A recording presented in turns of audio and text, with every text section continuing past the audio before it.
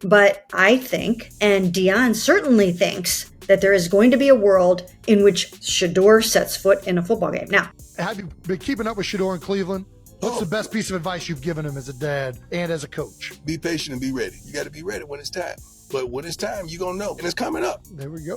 You know, I got a prediction. I ain't telling nobody. I got a feeling when it's going to go down. But it's going to go down this year. It's going to happen. All right. Yeah. So apparently, the Cleveland Browns are cooking up something so wild with Shedeur Sanders that even their own fans don't know whether to celebrate or stage an intervention. Kay Cabot just dropped a bombshell that's making every football group chat implode in real time.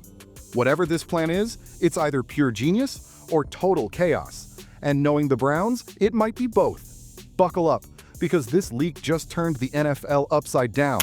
Decided if Shedeur is going to be your number 2 active quarterback for this weekend yet? Well, first I'd tell you is the Joe trade took us by surprise. That was not something that we saw coming. You know, they called us, and it happened very fast and happened not too long ago. So still working through all roster type of things.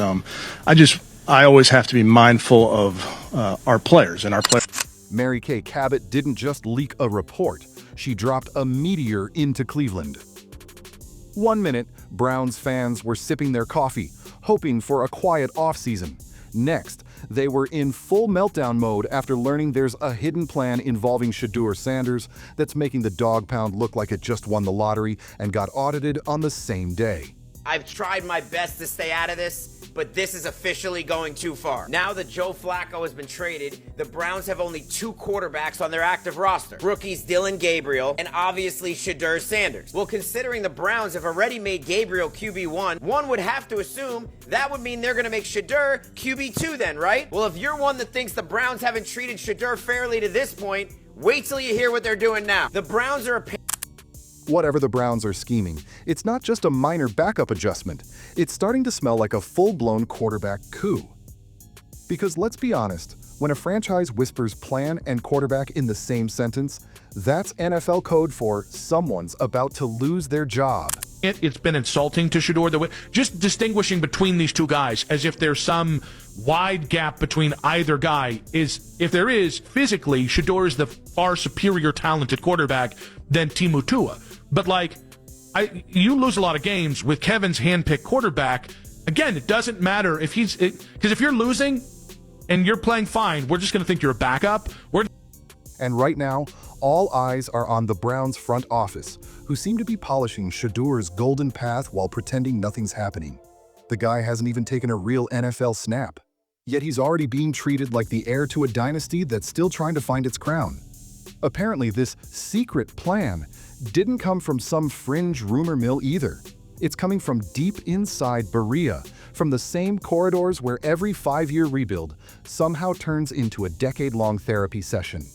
Saying they have not yet decided on Shedeur as the backup. Okay, well, they must be trading for a veteran QB like Russell Wilson and making him the backup so he can mentor these 2 kids just like Joe did, right? Wrong. Instead, they're considering elevating practice squad QB Bailey Zappi and making him the backup. Yeah, The whispers say the Browns aren't just testing Shedeur, they're grooming him. That's right, he's not a backup, he's a long game.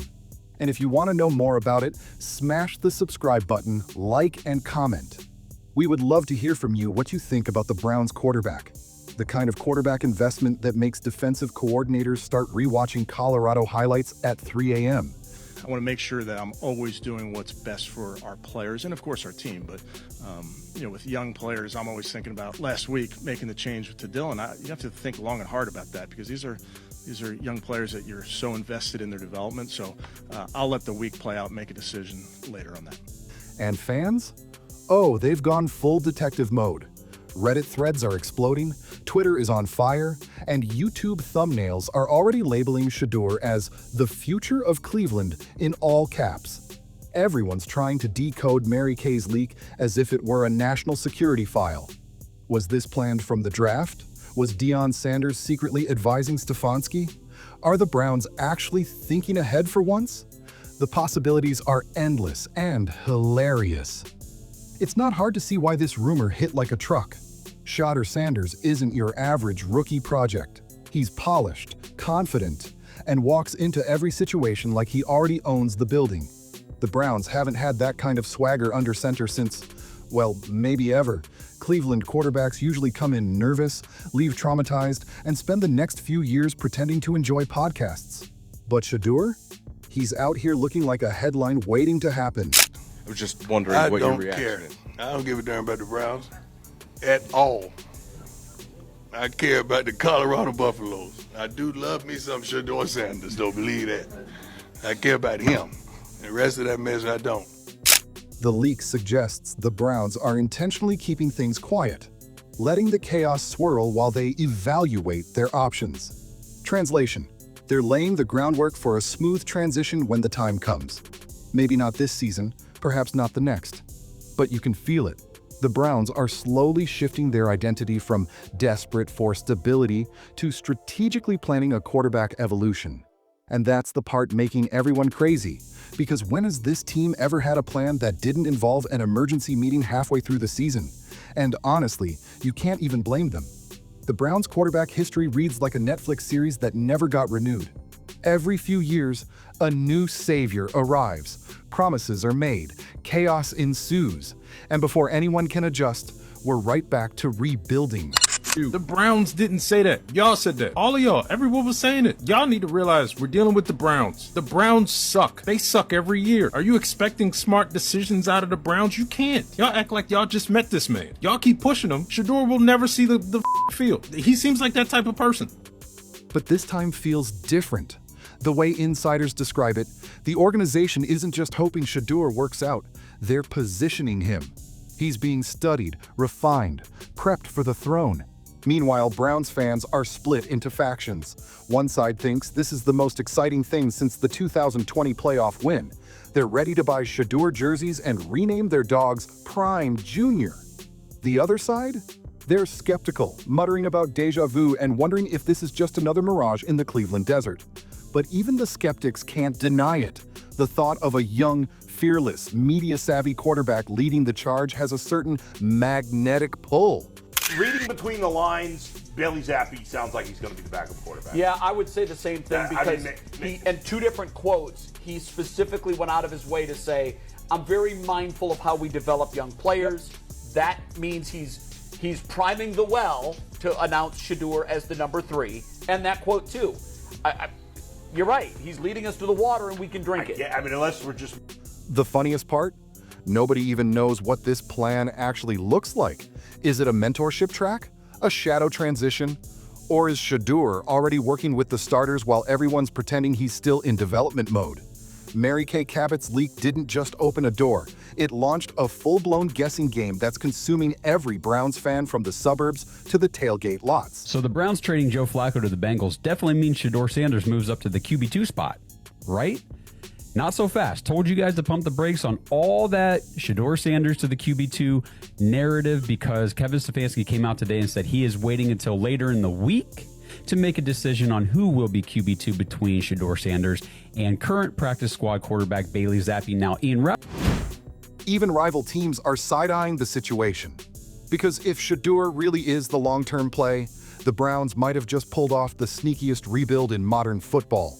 They'd have a young star learning the ropes under the radar while the rest of the league's too busy laughing at their usual drama. And when the time finally comes, they could just flip the switch. Bam! New era, new energy, new narrative. It's the kind of plan that's so un-Browns-like that people refuse to believe it's real. Of course, there's always the chaos factor. This is Cleveland we're talking about. Even the best ideas can turn into soap operas overnight. They re-signed a player they had cut. Bailey Zappi. They did that to Shedeur Sanders. They went and signed Bailey Zappi because I promise you, Kevin Stefanski, the notorious Kevin Stefanski, who did in Baker Mayfield, did in Shedeur with Bailey Zappi. Stefanski idolizes Belichick, and Stefanski's thinking to himself, if Belichick loved this kid, I should love this kid.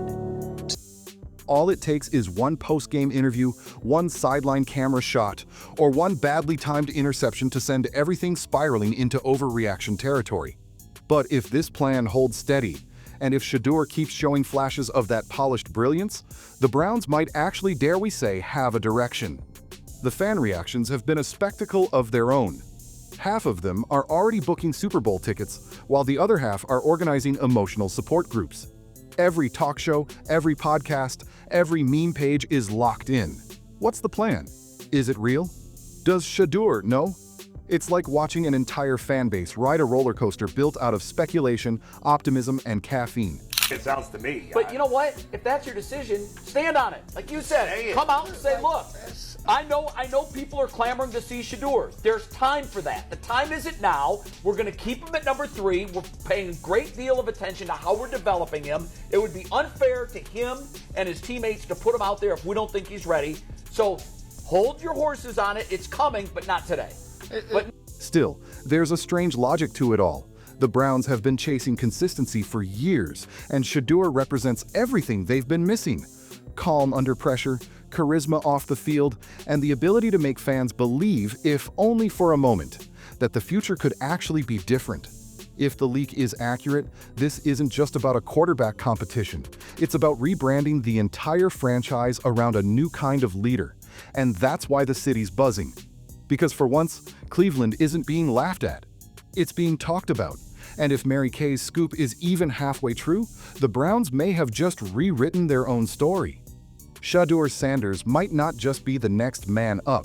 He might be the secret weapon that turns the Browns from a cautionary tale into a comeback story. But what do you think? Are the Browns really grooming Shedeur for a takeover? Or is this just another NFL fever dream gone viral? Drop your thoughts in the comments, and don't forget to stay tuned. Our next video is about to blow this story wide open.